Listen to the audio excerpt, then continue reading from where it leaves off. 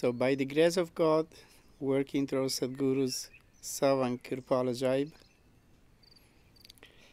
we have a uncommon, unusual satsang,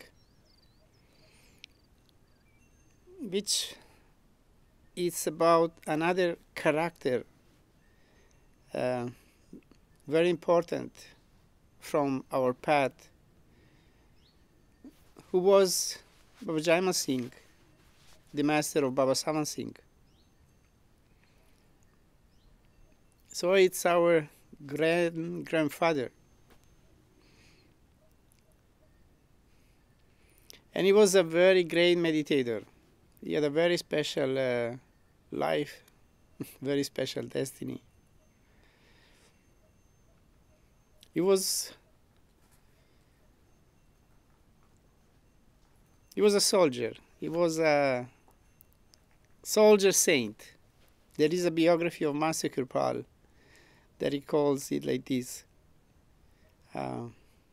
Life story of a soldier saint, Baba Jaimal Singh. Why he became a soldier? It was not his intention to become a soldier. It was his master, Soami Ji Maharaj, that told him at some point, you need to earn your living.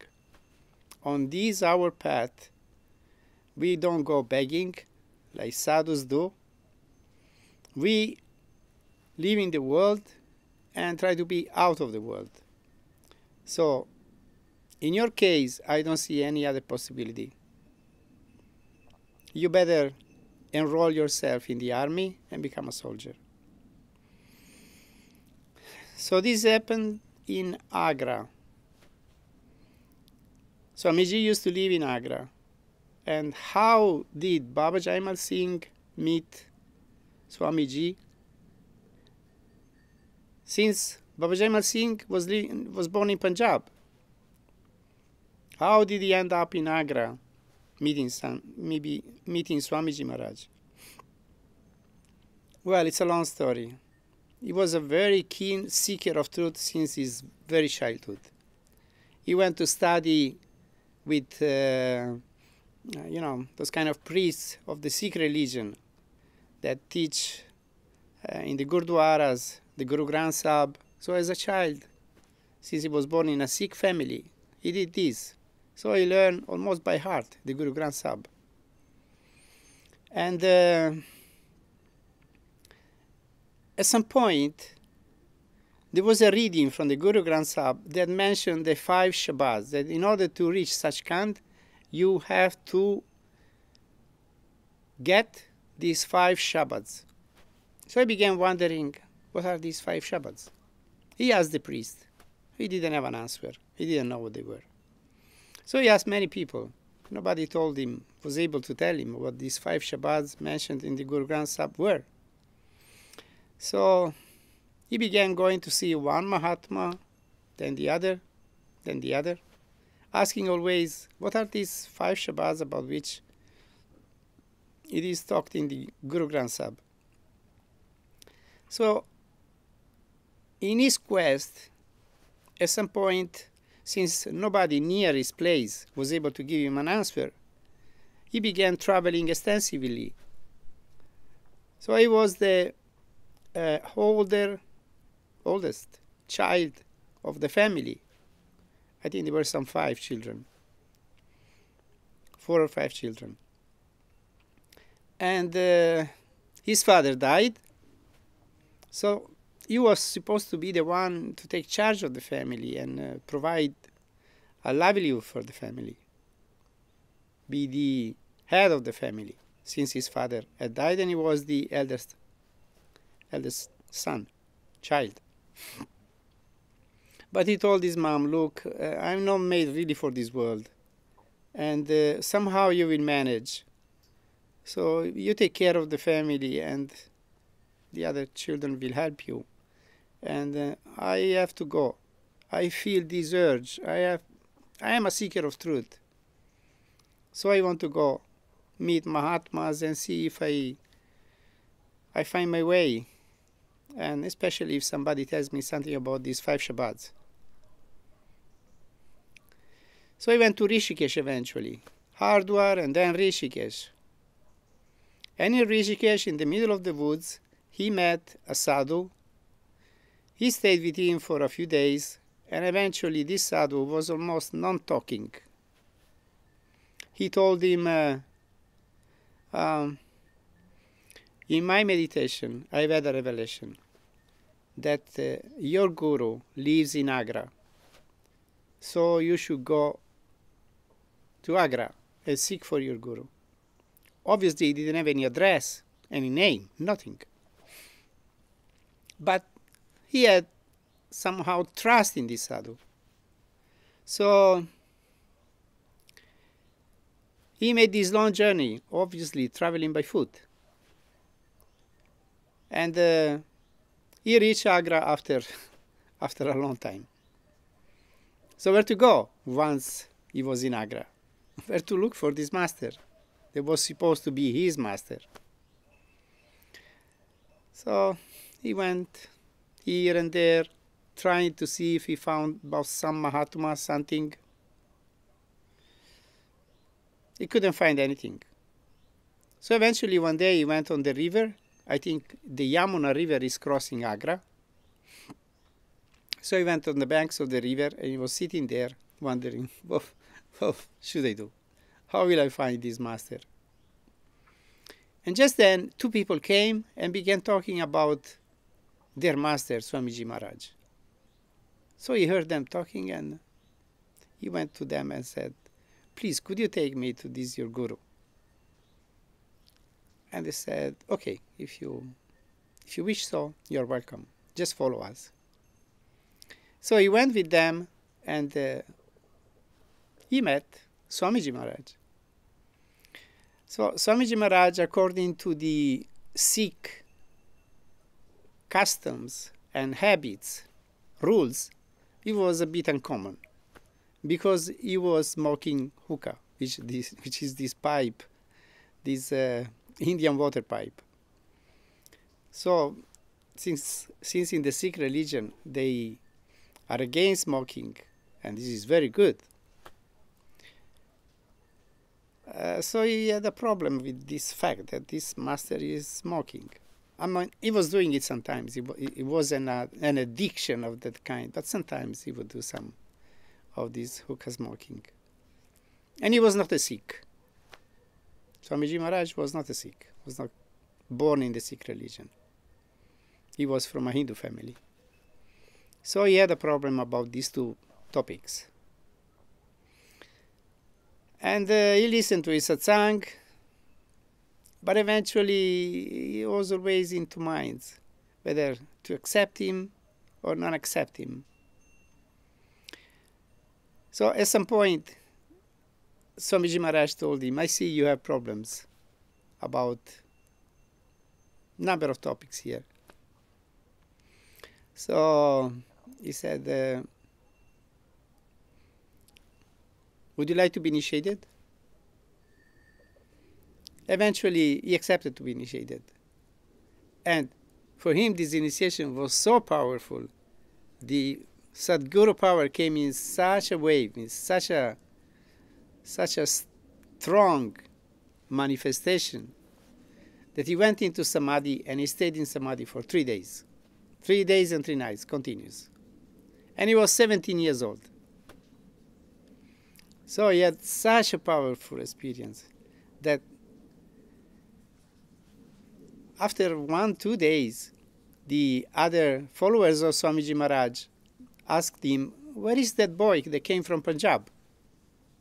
Because they wouldn't see him anywhere. He was just locked up in a room in which Swami Ji gave initiation, separated from everybody. And he was just meditating there. And Swami Ji Maharaj said, he is in a good place, don't worry. So eventually, after 3 days, he came out from Samadhi and he was totally changed. And Swami Ji Maharaj asked him, do you still have any problem? He said, no, please, no problem at all, no problem anymore. So that's how his spiritual journey began, his spiritual practice began. Then he stayed in Agra for for a long time, attending satsang of Soami Ji Maharaj, doing seva for him. Soami Ji Maharaj had a very small sangat, especially at the time in the beginning. Really, just some people would go to his house, and he had a small group of satsangis. Later on, he became a bit more well-known in Agra because he began giving satsang in a gurdwara in Agra. But in the beginning, he had just very few followers. And also, Baba Jaimal Singh was one of them. So at some point, Soami Ji Maharaj, by the way, as I was telling before, told him, you should enroll in the army because you need to make your living. You can't live at this, taking advantage of others.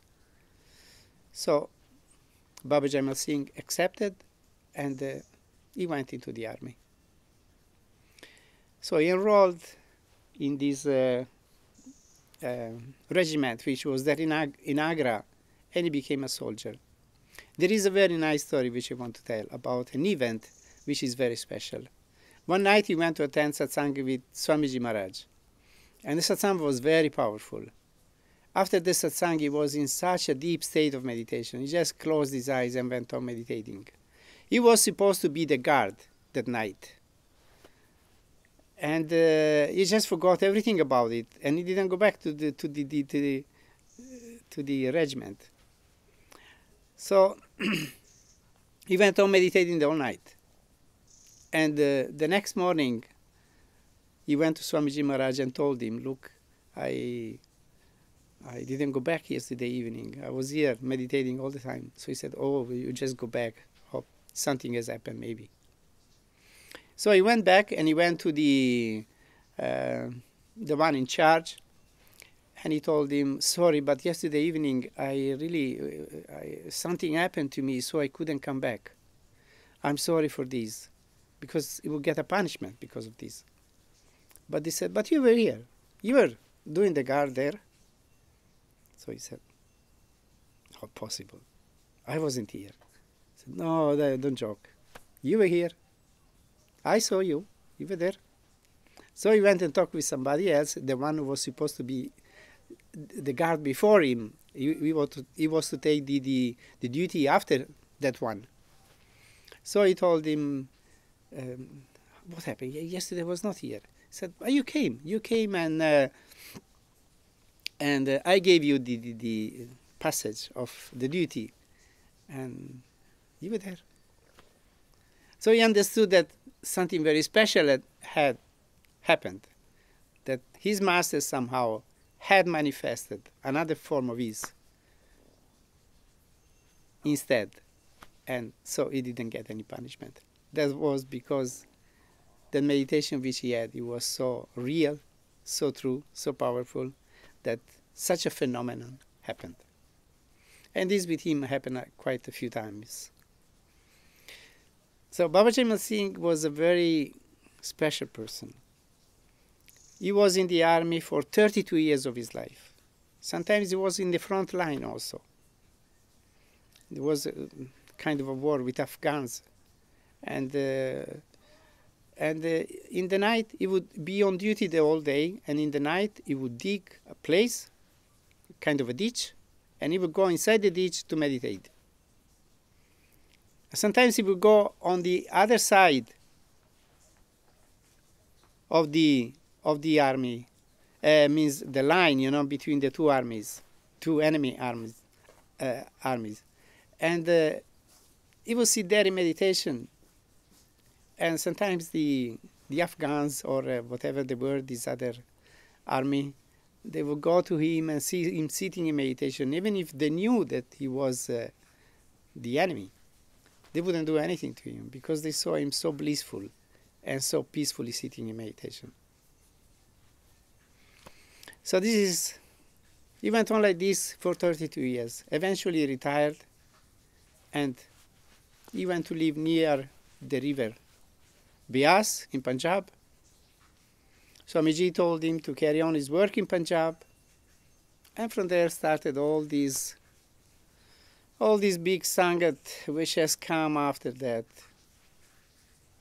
So after him there was Baba Sawan Singh, and then Master Kirpal, Sanji, and many others that carried on this work and spread Sant Mat, first in India and then in the whole world. So Baba Jaimal Singh was, let's say, that person who was able to, being such a great meditator, to build up such a spiritual capital, which has been used then by so many other people to spread these teachings and this path in the world. So we thank Baba Jaimal Singh. I feel very devoted to him because, as I said, he's our grandfather, spiritual grandfather. A few years ago, in India, together with some friends, we went to Guman, the village where he was born. And we visited the house in which he was born, in which he used to live with his family. And we were so blessed. There was such a fantastic energy in that house that after this visit, we felt so intoxicated, all of us. We sang a few Shabads, a few bhajans, and such a blessing came down. So once you are so blessed by a master of the lineage of the master to which you belong, then of course a natural devotion is created, is born in the heart. So thank you for listening. Hope this satsang will be appreciated.